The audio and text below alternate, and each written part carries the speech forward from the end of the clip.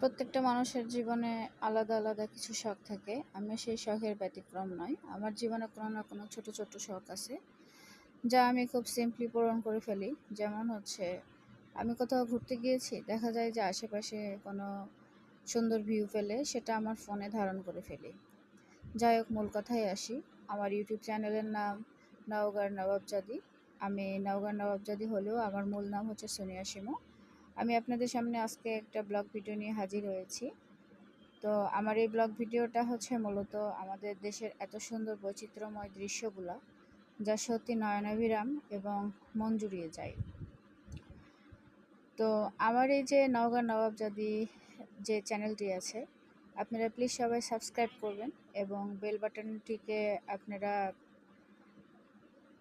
দেখে নেবেন। আমি এর চেয়ে বেশি কিছু বলবো না, কারণ এর চেয়ে বেশি কিছু বলতে গেলে আপনাদের বিরক্ত লেগে যাবে।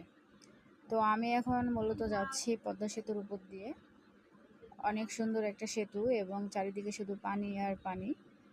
আমার এত ভালো লাগছে, আপনাদেরকে ভাষায় প্রকাশ করতে পারবো না। যদিও জার্নিটাতে আমি একাই ছিলাম, আমার সঙ্গে কেউ ছিল না। আর আমি সবসময় একাই জার্নি করতে পছন্দ করি, বা একাই জার্নি করেও থাকি সাধারণত।